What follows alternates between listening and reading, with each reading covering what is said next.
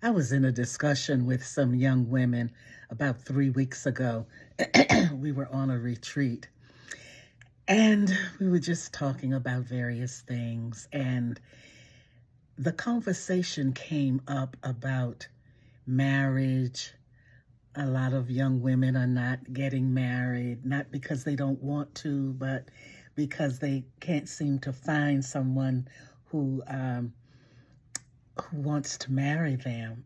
And they don't seem to be able to find anyone to date and have a meaningful relationship with. Of course, there are guys out there, but the guys who seem to want to talk with them are guys who are already taken. And it just goes to show how times are. They want their cake and eat it too. They have a wife or a girlfriend, but then they want to talk with somebody else who's unmarried so that they can have I guess you'd say, a rendezvous.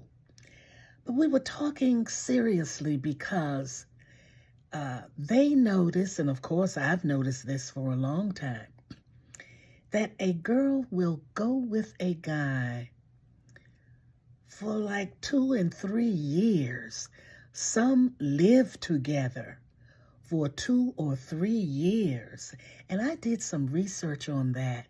And I think that many couples who that live together do so an average of 2.5 years together. Sometimes they're in school, sometimes they are uh, out in the world and just choose to be together.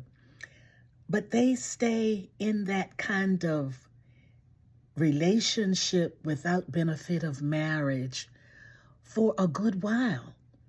And some stay for 5 years or more. And I asked them, I said, now, why would somebody want to be in a relationship with a young man for 5 or 6 years without being married? That seems counterproductive because you could be married for 6 years and decide to break up. So why be going with somebody and decide to break up? And of course, we tossed it around and just had an interesting discussion about that. One of the young ladies confessed to us that she had been going with her young man for about 8 years. They started going together in high school, and they finished high school, did not go to the same college, but both of them went to college, and they stayed together. They saw each other on whenever they had breaks in college. And then they got jobs, and they decided that with rent being so high, that they may as well move in together. And that's what they did. So I said, well, couldn't you have stayed home with your mother and just stayed there until you got yourself together to get your own place?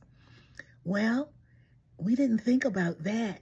That wasn't something we wanted to do. I wanted to be with him because we had been together for a long time and we look forward to being together.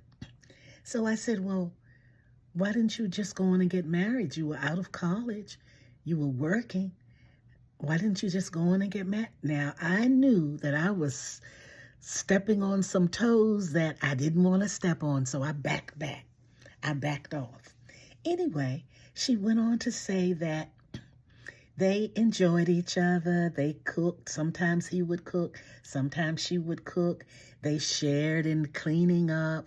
In other words, they had a pretty solid relationship and they enjoyed one another. However, whenever she would bring up the conversation about marriage, he would skip and skirt around it and not really want to talk about it. He would say something like, oh, I'm not ready right now.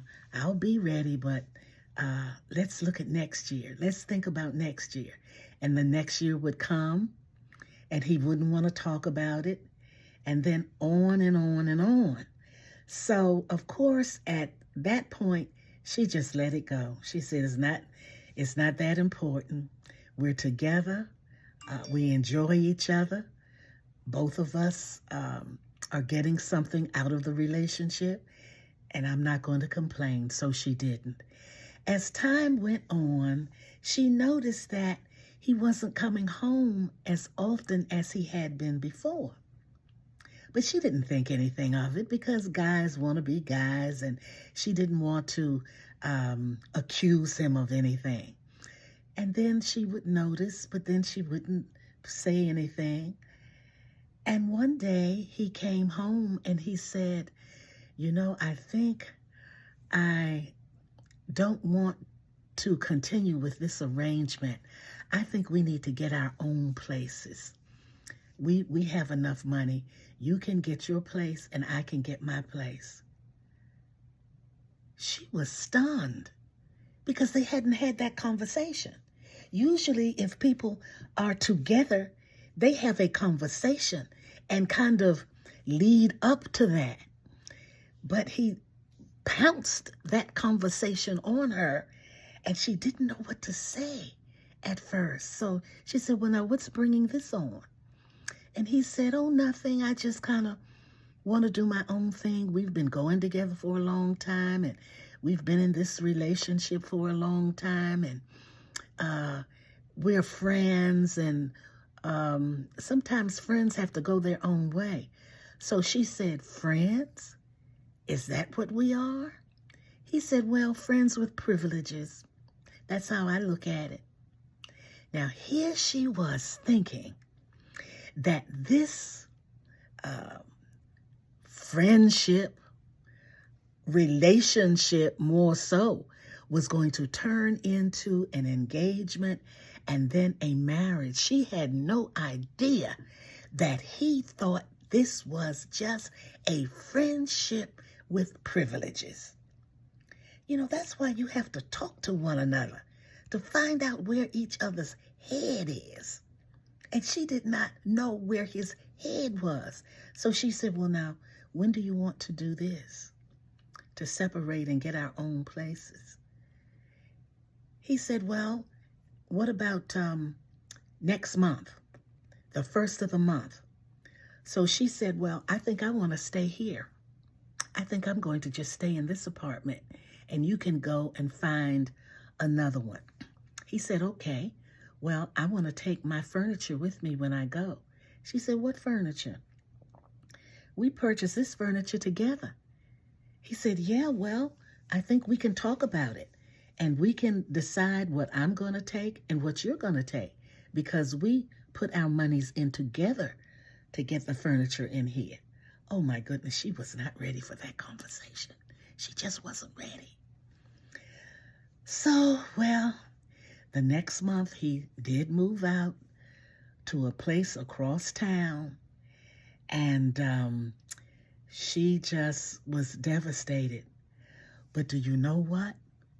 6 months after that, he was getting married and walking a young lady down the aisle.